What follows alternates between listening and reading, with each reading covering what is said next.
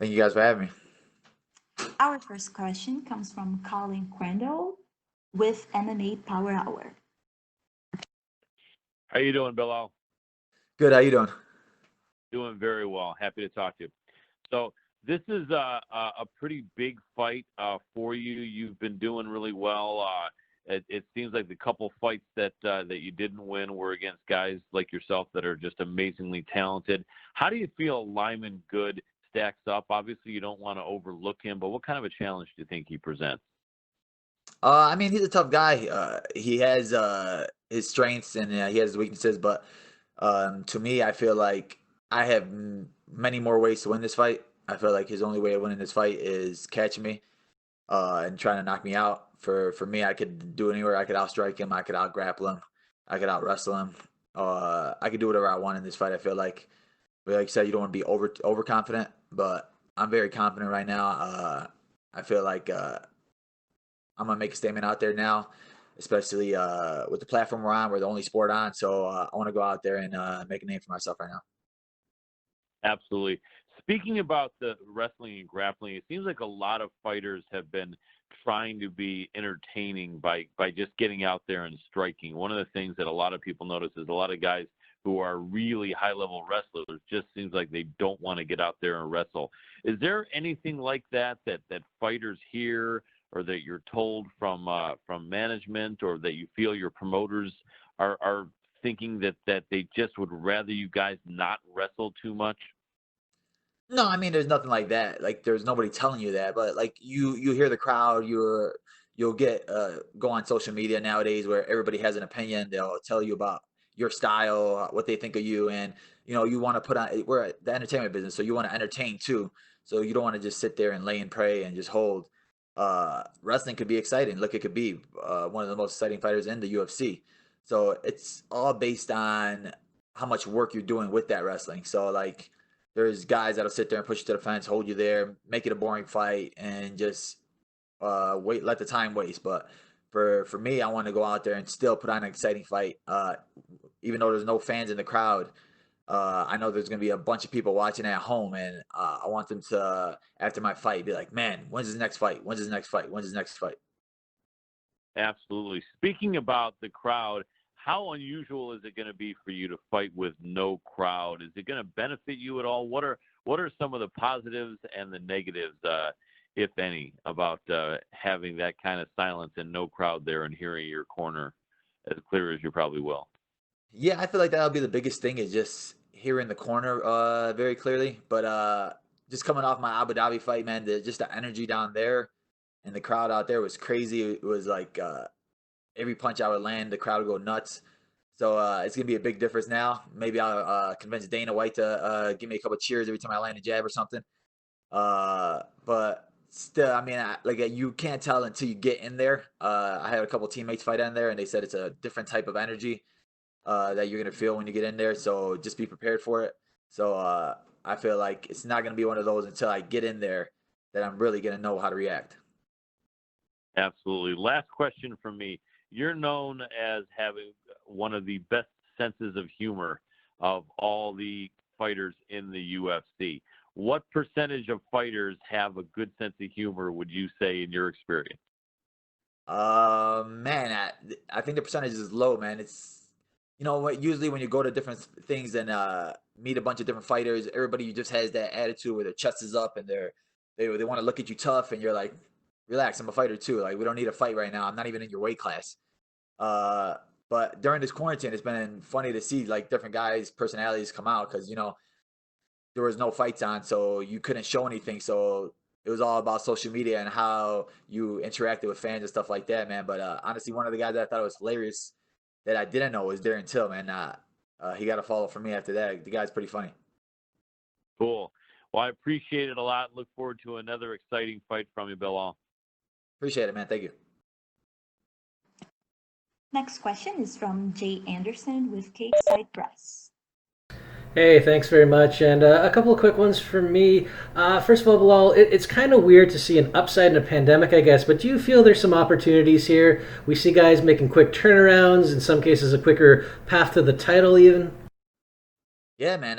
That's what I'm saying. That a lot of these guys are losing opportunity right now, where they're using the pandemic and what's called to not fight, so they can save the number next to their name. A lot of these ranked fighters don't want to fight right now. They're just sitting out. Oh, I can't train during this quarantine. I'm like, you're a UFC fighter. You get a key to a gym. You could go in there and train. There's a lot of things you could do.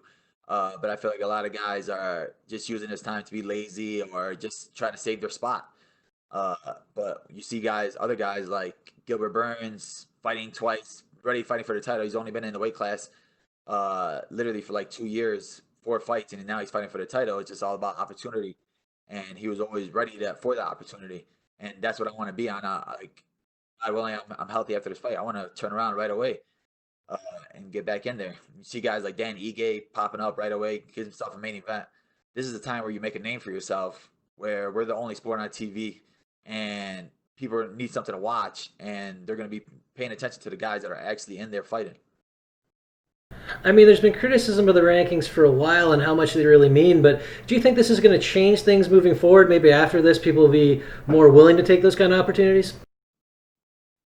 Yeah, I mean, honestly, the rankings are trash. But like you said, where nowadays guys are just so afraid to fight below them. I don't want to fight below me. I don't want to fight below me. And then now as you see Dana White's like, all right, well, we're moving on to the next guy. Masvidal didn't want to fight. Moving on to the next guy. So now, as you can see, like even guys with that big a name, they're willing to pass up on them. So if you're freaking 10 or 11, they won't hesitate to pass up on you. So if you're not willing to say yes, then either don't fight or get out of the rankings. And last one for me, I mean, when the fight with Lyman originally fell through and he announces he's tested positive for COVID 19, I mean, was there any thought on your part of saying, you know what, just find me someone else? Maybe, I don't know how long it's going to take for him to get over it and just kind of moving on from it? Or was it important to hold on to this matchup? No, I actually did like I was looking for an opponent for April 18th card when that card happened. That was like the craziest like last week I've ever had. It was one of those where you don't know if the card's gonna happen with everybody saying, "Oh, COVID, COVID, COVID." Don't let this card go through. Don't let this card go through. Then Lyman pulled out, and I was like, "Oh crap!" And then UFC was like, "Well, we're looking for an opponent." So then I was like, "All right, cool. I don't really care who it is. They'll throw out names," and I'm saying yes to everybody. And then you're still getting family and friends. Hey, you're not on the card. You're not on the card. What the heck? And I'm like, yo, relax. They're trying to give me an opponent, and you're cutting weight, and then you're still dealing with it. Man, is the fight gonna fall through? And then Khabib pulled out, and you're like, oh crap. But then they've got Justin, so you're like, all right, you know what? The card's still gonna go through. Justin's a great replacement. But it was kind of like a sense of relief that the whole card just got canceled because it was literally fight week, and I was sitting there and not had knowing who I'm fighting, not knowing if the fight card is gonna happen, if it's gonna get canceled on the day of, like the London card. Uh, but in the end, like I thought they were gonna end up giving me somebody else, but then they called me again and they said,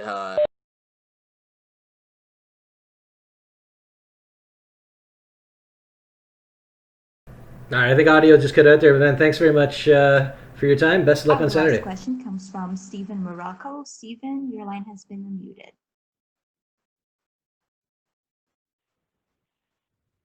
Can you hear me? yeah, now I can hear you. Okay, great. Just wanted to check in. What's going on with your father's store right now? Unfortunately, we're probably gonna have to shut it down after this. Um, but we got other stuff where we're in the works with. Just opened up other doors for us, different opportunities for us. So we'll be all good.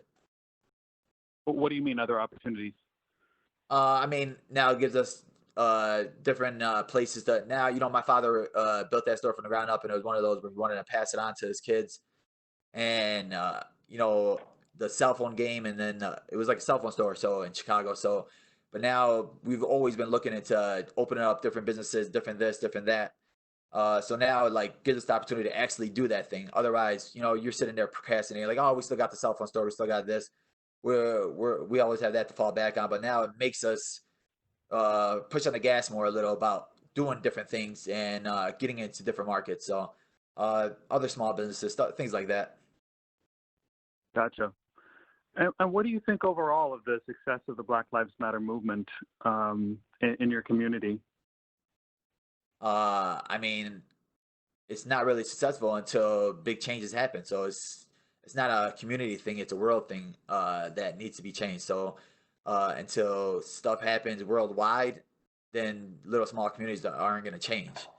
So, but I feel like they're starting to make moves. Trump just signed that bill where officers now are going to be held accountable, where they make that database. So little small stuff like that, I feel like it's going to start changing. As you see, like NBA players now are saying that they're not going to start the season until bigger changes happen. So I feel like now people are actually realizing how crazy this is and how much like hurt people are going through. So I know the NFL, even the NFL coaches and stuff, are now they're stepping up. But even when Kaepernick did it, nobody wanted to really pay attention. But now that everybody's doing it, now that you have to do it, otherwise you're gonna look bad. So hopefully people actually start making big changes.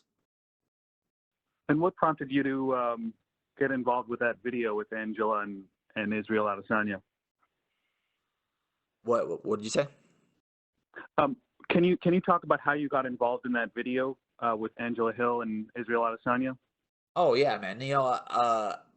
I'm all for the movement. Like I'm about change. And Randy Brown was setting it up. Randy Brown called me, messaged me, and asked if I wanted to be a part of it. And of course, I wanted to be a part of it. That was a big message, I feel like, and a big message for the UFC to show that where we stand and the fighters where we stand. And I thought it turned out great. Did the UFC share that video on their account? Yeah. The UFC did, and I think the ESPN MMA did. Gotcha. All right. Well, thank you very much for your time. Appreciate it. Thank you. Our next question is from Georgie Cook-Willie. You have been unmuted. Oh, thank you. First of all, my name is Georgi Kokiashvili and I'm from Majara Sport. Belal, first of all, I want to wish you all the best. And my question is very simple and one. You had 3 losses in your career, so my question is it's very simple, as I said. What did you learn from these fights? I mean, you learn a lot from every fight. You learn so much after a loss. You go back, you think about it, and for me, I had the pleasure of going down to Fortis MMA and training this last one. My last opponent I lost to was Jeff Neal. I went down there, trained down there with that team and those guys down there. It was great experience for me to be able to train with a team that built a game plan against you, and then they explained what they saw. They helped me out so much, and I feel like little stuff that they saw, now it helped me even change my game even more. Thank you so much. Wish you all the best on such day. Appreciate it. That's all we have for you today, Belal. Thank you. Thank you.